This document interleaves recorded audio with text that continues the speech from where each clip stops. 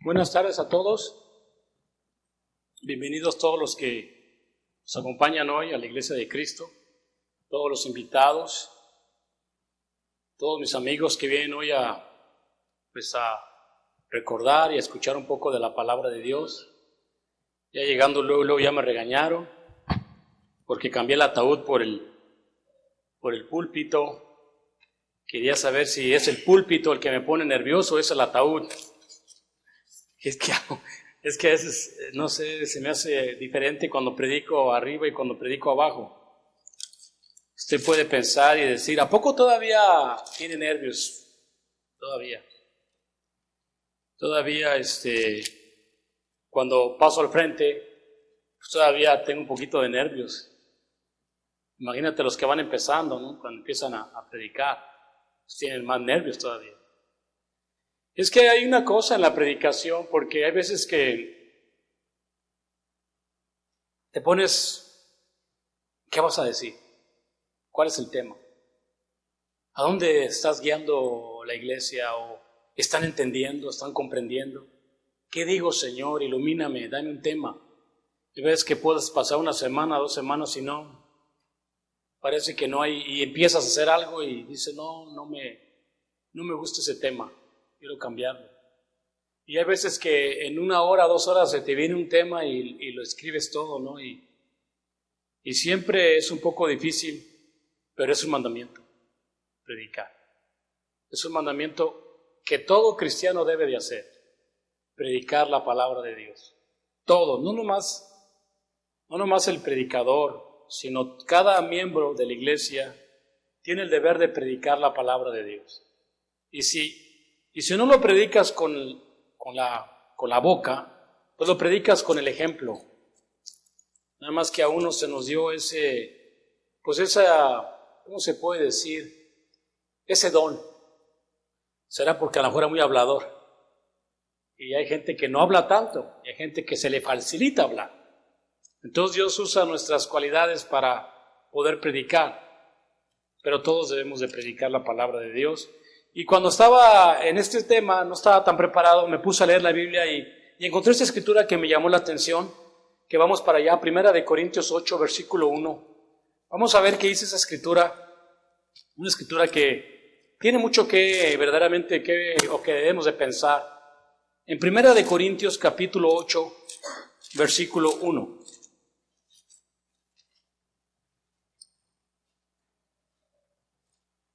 Primera de Corintios capítulo 8, versículo 1. Dice, en cuanto a lo sacrificado a los ídolos, sabemos que todos tenemos conocimiento. El conocimiento envanece, pero el amor edifica. Siempre desde que entré a la iglesia, nos hemos hecho una pregunta que siempre les hago, a veces que se les olvida. Casi siempre se les olvida esa pregunta, dar la respuesta. Otros sí se acuerdan de esa respuesta. Pero siempre hemos preguntado, ¿cómo se determina qué tanto amor de Dios tenemos para los demás? ¿Cómo se determina si verdaderamente esta iglesia tiene el amor de Dios? ¿Cómo podemos saber si yo tengo ese amor de Dios para mí? ¿Cómo se determina ese amor en nuestra vida? Siempre hago esa pregunta y a veces que muchos se les olvida y no se acuerdan. Porque yo sé que hay afecto entre familias. Entre familias sí hay afecto, pues es mi tío, es mi papá, es mi amigo. Está bien. También veo que hay como mucho, no sé si se le pueda llamar amor entre amigos. ¿Verdad? Hay gente que se junta los fines de semana, se la pasa muy suave con sus amigos, tomando café, quizás hasta se echan un cigarrito ahí en el jardín. Es una amistad, si quieres amor entre amigos. También hay otra emoción que es la pasión. Cuando pues 2 personas se llegan a enamorar, ¿verdad? A veces que veo películas yo de esas películas románticas. Sí me gustan las películas románticas. Me gusta cuando pues el chavo se enamora de ella y luego también él y luego él se muere de cáncer y puras de esas, ¿no? Están bien enamorados. Son películas bonitas, también me gusta. Esas también son, no sé si se le llame amor, pero es una emoción, una pasión. Todos son buenas esas emociones, pero el amor de Dios no cualquiera. Es muy diferente el amor de Dios a todo eso que el mundo pueda llamar amor. El amor de Dios es diferente. El amor de Dios, ¿verdad?, es de otro mundo, no pertenece aquí. El amor de Dios lo tenía Jesucristo. Y Jesucristo mismo acusó a su nación, a su pueblo los acusó de que ellos no tenían ese amor. En Juan 5, el versículo 42, dice la Biblia así. Juan 5, 42, dice: mas yo os conozco, dice el Señor, mas yo os conozco que no tenéis amor de Dios en vosotros. El Señor Jesucristo está acusando a su nación de que no tiene ese amor de Dios. Por eso, en esta escritura que dice, el conocimiento envanece, pero el amor edifica, es una pregunta tan interesante de saber que esta gente, estos judíos religiosos, no tenían el amor de Dios. Todos sabemos y tenemos conocimiento de los ídolos. Yo espero que no haya uno que diga, no, yo no sé qué es lo sacrificado a los ídolos. Espero que cada miembro de esta iglesia, y si mi amigo no entiende, debe de tener el conocimiento al sacrificio a los ídolos. Y quizás no hemos dejado de adorarlos. Estos ídolos son las cosas que hacen o hacemos y los ponemos siempre enfrente de Dios. Son cositas, detallitos que pone siempre enfrente de Dios. Desde una imagen hasta un placer pecaminoso. Cualquier cosa que pongas antes de Dios. Un padre, una madre, un hijo, un amigo, unas vacaciones. Algo que tú pongas siempre se vuelve ídolo. Dios sabe que ese es un ídolo. Y cuando tú haces algo de esas cosas, ese es algo indebido. Es algo que no deberías de hacer. Y se vuelve un ídolo. Y eso no es amor. Y esos ídolos han estado desde el tiempo, desde Adán y Eva. Yo estoy pensando en mi mente que el primer ídolo fue el árbol de la ciencia del bien y del mal. ¿Por qué digo eso? Porque ahora ese árbol es el ídolo o es el número uno del mundo entero, que es el celular. Ahí vemos el árbol que tiene la ciencia del bien y del mal, y que eso a muchos nos quita el crecer en este amor. Porque acabamos de leer una cosa, el amor edifica. No sé si entienden ustedes la palabra edificar. Cuando trabaja una persona en construcción, levantas una casa desde abajo, desde la fundación, plomería, electricidad, la levantas hasta que quede terminada. Ese es edificar. Imagínate espiritualmente qué significará edificar una familia. Pero el amor edifica. Los ídolos destruyen. Un ejemplo de hermanos de hace muchos años nos dieron el ejemplo de haber dejado esos ídolos y convertirse al Señor, son los de la iglesia de Tesalónica. En Primera de Tesalónica, capítulo 1, versículo 9, dice así la palabra de Dios.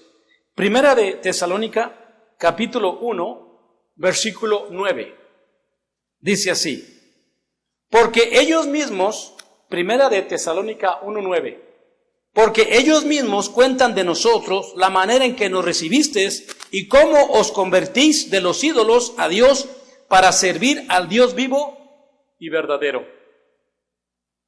Los hermanos de Tesalónica habían dejado los ídolos. Habían dejado cualquier cosa para servir a un Dios vivo, a un Dios verdadero.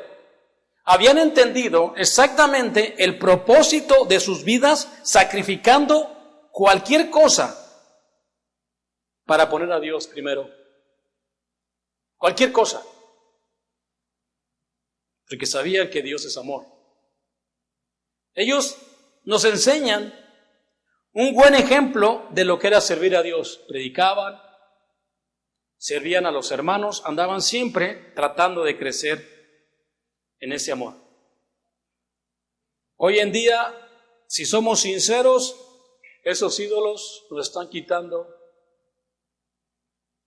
el poder servir a Dios, a un Dios verdadero, a un Dios vivo. El sábado, hace 2 sábados, empezamos a estudiar sobre si queremos ir a predicar el Evangelio o cómo empezar a hablar con una persona del Evangelio. Una hermana me preguntó que yo les dije que si teníamos miedo, yo le dije sí tengo miedo, predicar el Evangelio. Es que predicar el Evangelio no nomás es hablar aquí enfrente, es predicar, tiene mucho trabajo. Imagínate tiempo. Hay veces que va a usar tu dinero y después de que predicas el Evangelio, tienes que atender a estas personas, tienes que cuidarlas. Eres ahora como su hermano mayor. Tienes que estarlas alimentando. Las engendraste en el Evangelio, así Pablo. Las engendraba, cuidaba, que se alimentaran bien, que crecieran en ese amor. Y hay veces que no queremos o tenemos miedo de hacerlo. Pero el apóstol Pablo me explica cómo hacerlo. En 1 Corintios 2,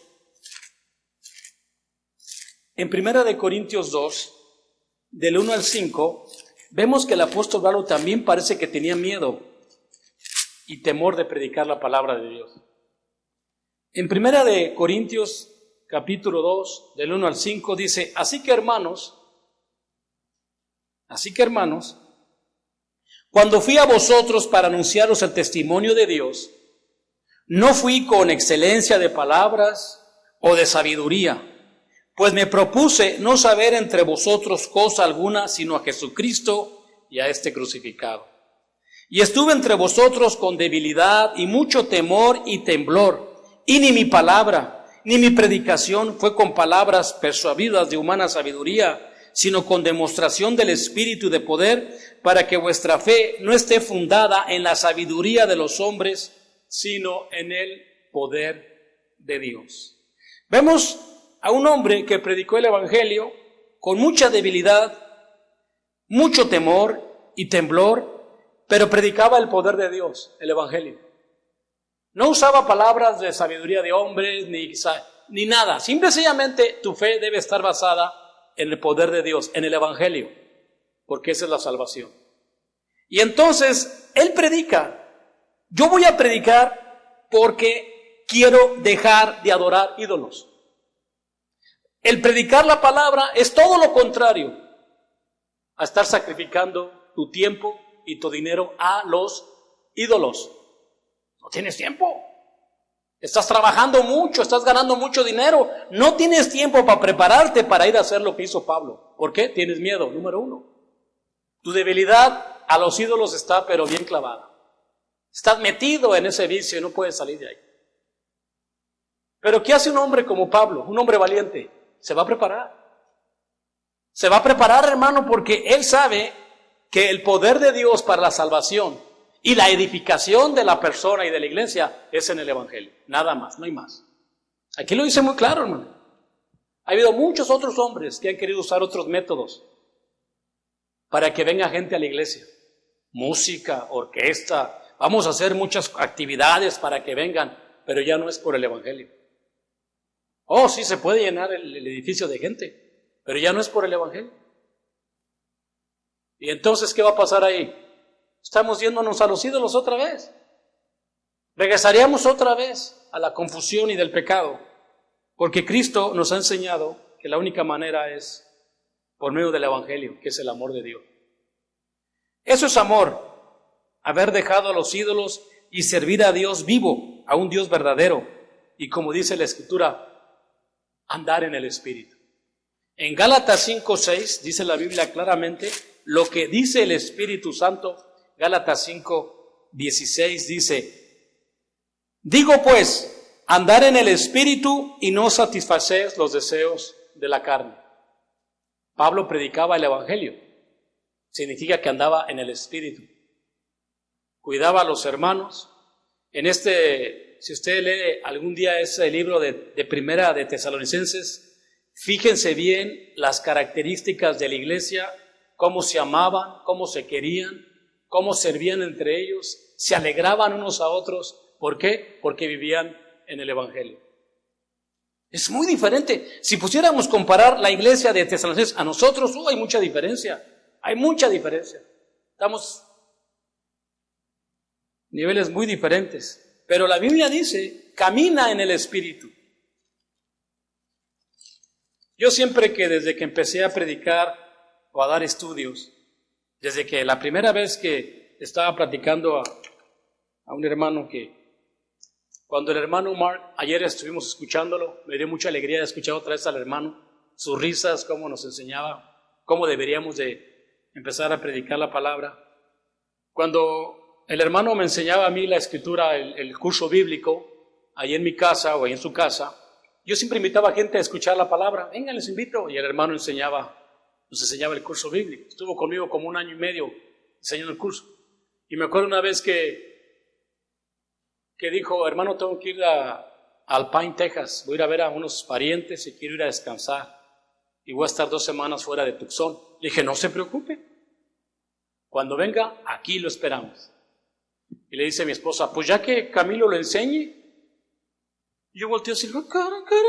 Y volteé la mano, pues sí, usted lo puede enseñar. ¿Yo?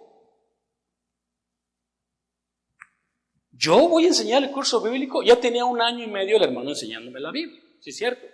Yo sí ya me sabía más o menos lo que decía cada cuadro.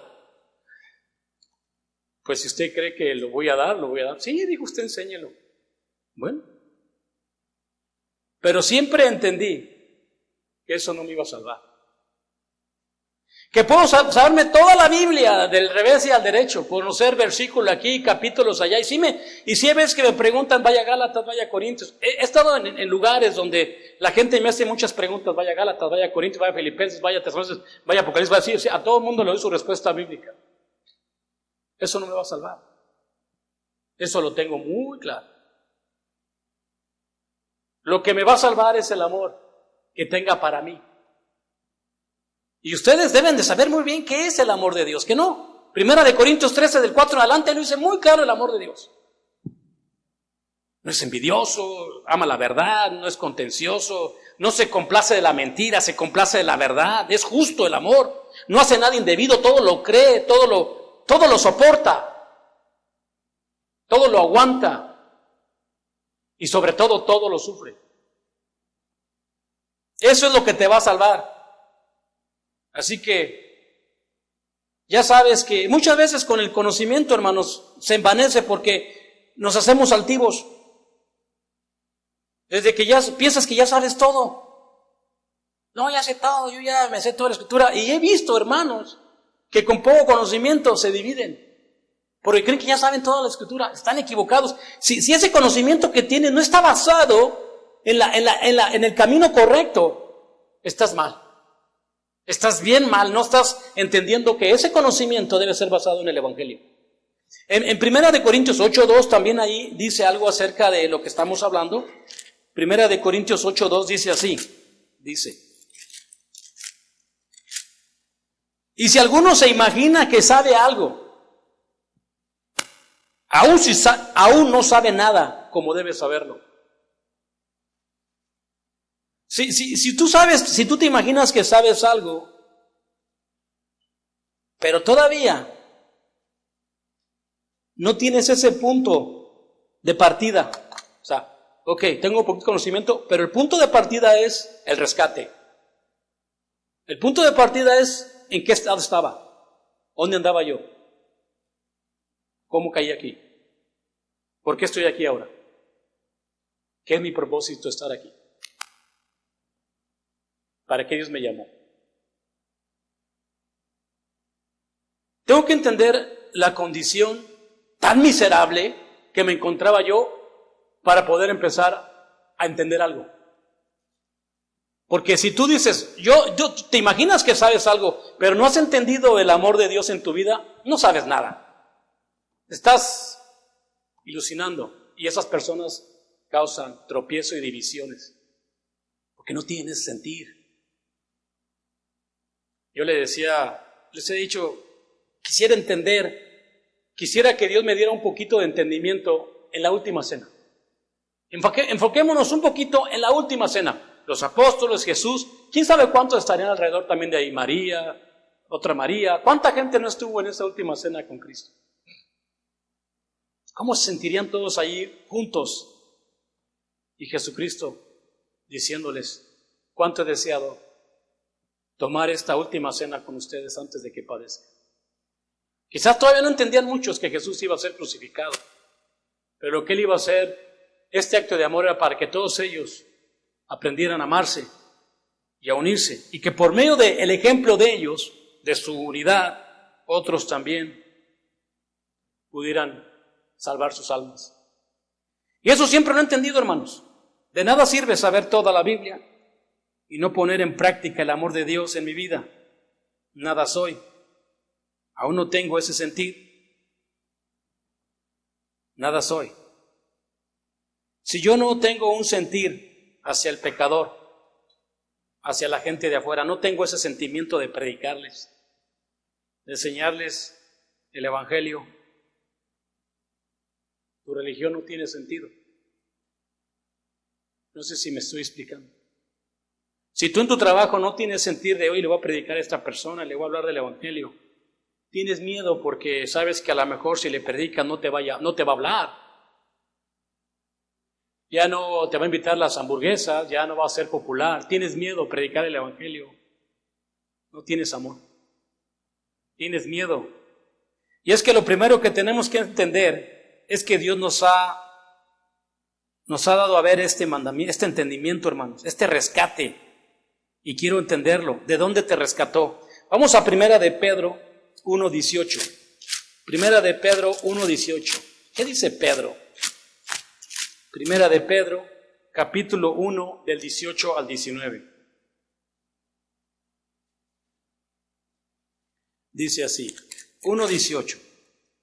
Sabiendo que fuisteis rescatados de vuestra vana manera de vivir, la cual recibisteis de vuestros padres, no con oro, no con cosas corruptibles como oro o plata, sino con la sangre preciosa de Cristo, como de un cordero sin mancha y sin contaminación, ya destinado desde antes de la fundación del mundo, pero manifiesto en los postreros tiempos, por amor de nosotros. Si se fijan lo que empieza a decir Pedro en esta escritura, fuiste rescatado de vuestra vana manera de vivir. ¿Qué está diciendo? Vana manera de vivir. La vida en la carne es una vida en vano. Hemos visto tantos ejemplos.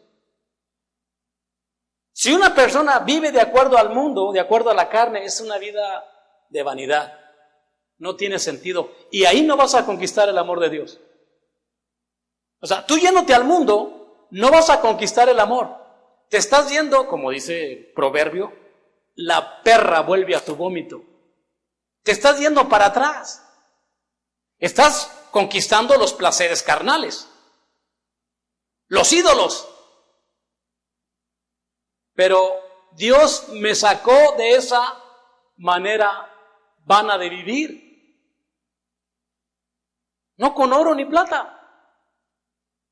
Fíjate bien, no con oro ni plata, sino con la sangre preciosa de Jesucristo, que dio la vida por mí, por amor a mí. Y ese es el punto. Ese es el punto de los miembros de la iglesia, de alcanzar ese amor en tu vida. Porque vuelvo a repetir, para que ese amor trabaje en tu vida, primeramente tengo que cuidarme yo, crucificarme yo, para poder entender ese amor. Dijo el ciego, si se acuerdan de la historia del ciego cuando es sanado, que los fariseos no le creen, que había nacido ciego, traen a su papá y a su mamá, y en Juan 9 creo, y lo traen para arriba. ¿Este hombre estaba ciego? Pues pregúntenle a él, ya es bastante grande, ciego estaba, pero pregúntenle a él porque tenían miedo que los fueran a expulsar de las sinagogas. Y vinieron y lo trajeron. ¿Quién es este hombre? Dijo, yo no sé. Yo nomás sé que estuve ciego y ahora veo. ¿Sabes lo que era? Esa era tu vida, hermano. Estaba ciego. Y si no has visto todavía, es que todavía no se te cae el velo. Todavía estás ciego, no puedes ver lo que Dios te quiere enseñar a ver. No quieres verlo. ¿Y por qué no lo puedes ver? Porque no te estás dando cuenta de dónde Dios te rescató. ¿Saben la canción esa de Sublime Gracia?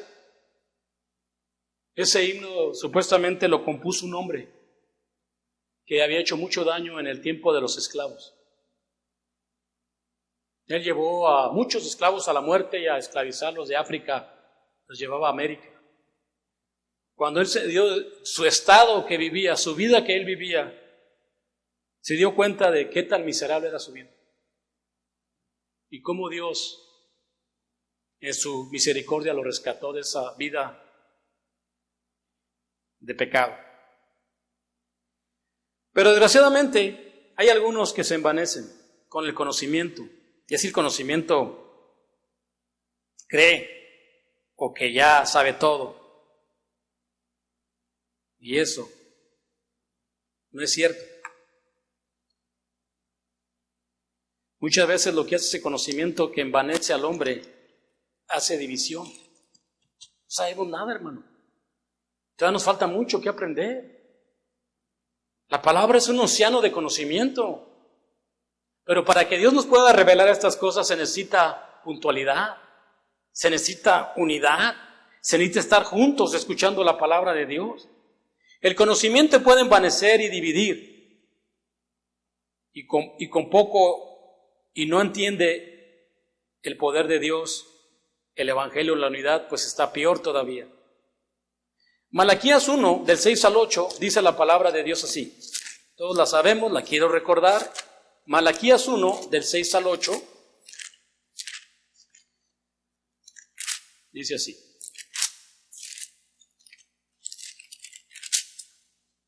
El hijo honra a su padre y es siervo a su señor.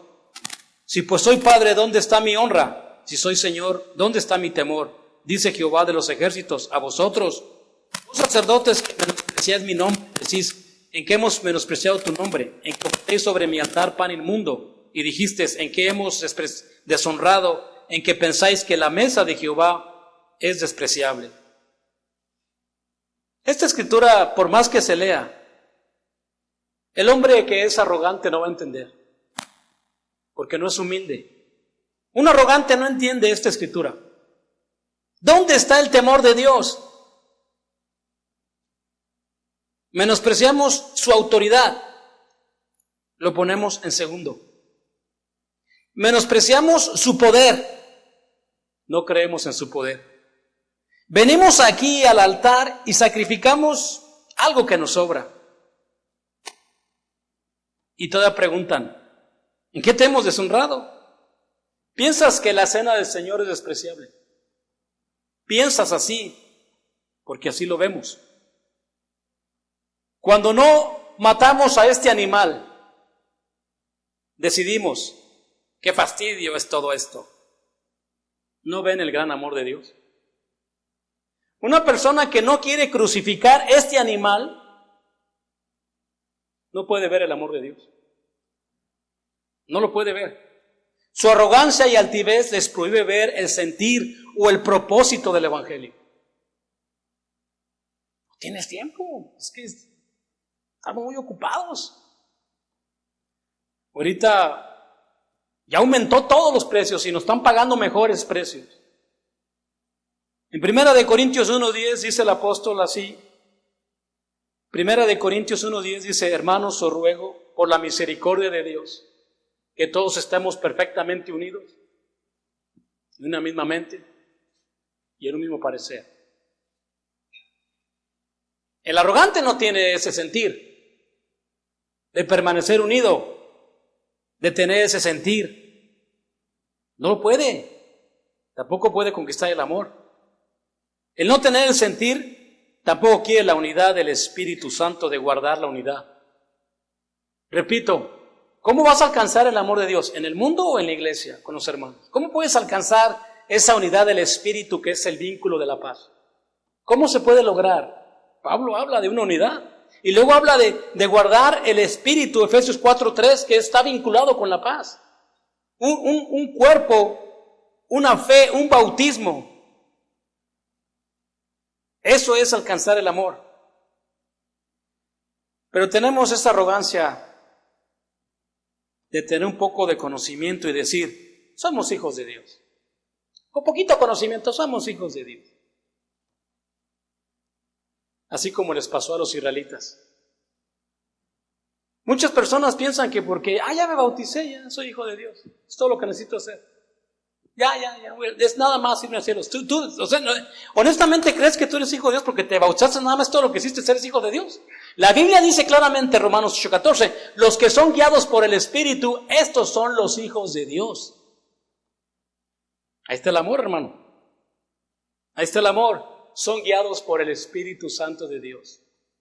Estos son los hijos de Dios. Pero, como los judíos, no vieron ese amor, no vieron nada por su arrogancia, causó división entre ellos, como hemos estado leyendo en los martes de los judíos. ¿No lo vieron venir? Esperaban al Mesías, esperaban la promesa, la salvación, la vida eterna. Los voy a llevar a la tierra prometida. Señores, los estoy sacando de Egipto para llevarlos a la tierra prometida. No lo vieron. No vieron la promesa. Tú le puedes preguntar a Cristo, ¿acaso Cristo no quería que todos ellos se salvaran y estuvieran con Él ahorita? Toda esa gente que murió hace años atrás, ¿no quería Cristo que estuvieran con Él? Claro que sí. Si Él lo dijo en varias ocasiones cuando dijo, oh Jerusalén, Jerusalén, que matas a los profetas y a todos los que te son enviados. ¿Cuántas veces no he querido ponerlos como una gallina pone a sus polluelos así? Pero no has querido. ¿Por qué no quieren? Ídolos. ¿Qué le pasó a la esposa de Jacob? ¿No le robó los ídolos a su papá Labán? ¿No se puso abajo de ellos para que no se los fueran a quitar? ¿No dijo Jacob, si alguien se robó esos ídolos, que muera? ¿No se murió la esposa cuando nació Benjamín? A mí no me va a pasar nada. Oh, no, yo los tengo bien escondiditos, nadie los va a encontrar. A mí no me va a pasar nada. Estás equivocado. Estás equivocado. Si no tienes el intento de alcanzar ese amor, es el ídolo el que te está llevando. Esa arrogancia causa división entre nosotros, tropiezo, confusión, quizás no sé qué pasa, quizás no nos gusta vernos. Quizás dices tú, ay hermano, es que a mí no me gusta juntarme con ustedes, nomás el domingo y de lejitos ya, nomás el domingo, ¿cómo les va hermanos? Ya toda la semana, si no los veo mejor, váyanse por allá. Yo tengo mis club acá. Pues creen que a mí me pasa lo mismo. Yo también quisiera estar en mi casa, cerrado, viendo el Netflix, cerrarme y ponerme una barra de 8 pies para que nadie me moleste. Pero ese es un mandamiento de Dios, de unirnos, aunque estemos feos, horribles, pero es el mandamiento de Dios, de estar juntos para que otros vean el amor en nosotros. Pero pues si no lo ven, pues no lo van a ver, porque no te gusta vernos. Quiero el conocimiento y la posición, pero no quiero cargar la cruz. El conocimiento se adquiere fácil, pero el caminar en el conocimiento espiritual es muy duro. Solamente los de fe. Así le dijo Dios al apóstol Juan en Apocalipsis 10:9. Tómate el librito, le dijo. Agárrate el librito y cómetelo. En tu boca sabrá a miel, pero cuando te lo comes te va a amargar el vientre. Sí, la palabra de Dios cuando lo oyes es hasta bonita. Yo no sé si le están oyendo bonita, pero está todo dar a gusto. Pero cuando ya la llevas a cabo, ay. Así ya no queremos. Pero también sé que caminar en el Espíritu, hermanos, es algo fuera de este mundo. Es algo fuera de este mundo. Caminar en el Espíritu es un verdadero gozo, una alegría, una amistad que no la cambio por nada. Salud es una cosa hermosa, que es batallar contra la carne. Eso de caminar con el Espíritu, dice, ay, es duro, pero no, a lo largo es una cosa preciosa, es amistad, es unidad, es amor, es gozo entre nosotros. Es algo que tú, bueno, al principio no se ve tan bien, ¿verdad? Porque estamos inmaduros, pero alcanzar el amor es una cosa hermosa. Por eso, esto es lo que te pregunto yo a ti, ¿qué nos ofrece Cristo al venir aquí? ¿Salud, dinero o protegerte del COVID? Hay quizás 3 razones por las cuales nos vamos a morir, o quizás hay más, y que son seguras, que nos van a llevar a nuestro destino. Una bala, una enfermedad, o quizás un miedo. Pues supe que mucha gente se había muerto, no por el COVID, se murieron por miedo al COVID. Nomás oyeron de esa enfermedad y les dio un miedo morirse. Eso es seguro. Eso sí que sin nada, y nadie me puede discutir eso porque vamos a nuestro destino. Entonces, ¿qué Dios te ofrece? Hermano, Dios te ofrece salvación. Dios te ofrece amor eterno, paz eterna, a través de que observas y vivas por el Evangelio. Esa es la esperanza de un verdadero creyente. En Romanos capítulo 5, del 3 al 5, está muy clara la esperanza de alcanzar ese amor de Dios. En Romanos capítulo 5, que es la respuesta a la pregunta que inicié de cómo se determina qué tanto amor de Dios tenemos para con los demás, la respuesta te la da el Espíritu Santo en Romanos capítulo 5, versículos del 3 al 5. Dice así: y no solo esto, sino que también nos gloriamos en las tribulaciones, sabiendo que las tribulaciones producen paciencia, y la paciencia prueba, y la prueba esperanza, y la esperanza no avergüenza, porque el amor de Dios ha sido derramado en nuestros corazones por el Espíritu Santo que nos fue ¿qué? Dado. Esos 3 versículos demuestran que para poder alcanzar el amor tenemos que pasar por tribulaciones. Aquí entre nosotros vamos a producir esa paciencia entre nosotros, va a producir la prueba entre nosotros y vamos a esperar esa esperanza. Y esa esperanza no me avergüenza. Lo que sí te avergüenza es andarte inclinando a la bachicha de cigarro. Lo que sí es vergüenza, andarte inclinando a la mota, al cigarro, a los deseos carnales, a la pornografía. Eso sí es vergüenza, porque cuando te acachen haciendo eso, te va a dar una vergüenza. Y si eres cristiano, te vas a sentir bien incómodo, porque estás adorando un ídolo. Pero esta esperanza de alcanzar el amor de Dios no me debe de avergonzar. No me debe de avergonzar, porque eso es importantísimo para mí y para mi salud y para todos ustedes. Así es que el que no tiene esa meta de alcanzar el amor en su vida, lo demás es pura vanidad. Y se vuelve arrogancia, como los judíos que vivieron en el tiempo de Cristo, como dije, no vieron el amor de Cristo que les ofrecía. Quizás nosotros podemos estar igual que ellos. Así es que el Señor te hace una invitación en este día. Una invitación que yo la veo cuando echaron a la cárcel a Pablo y a Silas en Filipo. Los encarcelaron por andar predicando la palabra de Dios. Hubo un terremoto en la cárcel y se abrieron las celdas. El carcelero tiene miedo, piensa que se escaparon los presos, y en ese tiempo, si se le escapara los presos, lo podían matar a él. Y cuando se iba a quitar la vida al carcelero, le dice Pablo: no te quites la vida, hombre, no nos hemos salido, aquí estamos. Y el Señor cae inclinado a los pies de Pablo y le dice: ¿qué debo de hacer para ser salvo? Y le contestó Pablo, creo en Hechos 16:31, cree tú y toda tu casa será salva. Pero acuérdense que la palabra cree tú es obedece el Evangelio, alcanza el amor de Dios y todos los demás te van a seguir. Toda tu familia, y tú eres líder, o tú eres madre, tú eres padre, todos ellos te van a seguir. Porque el amor de Dios es lo único que no se puede fingir. Todo lo demás se finge. Todo lo demás, hay gente que anda así. Y la gente hay gente que tiene hasta unos trajes muy especiales y hablan con una voz así bien, supuestamente muy celestial, ¿no? El Señor esté con ustedes. Y la gente cree que ese es el amor de Dios.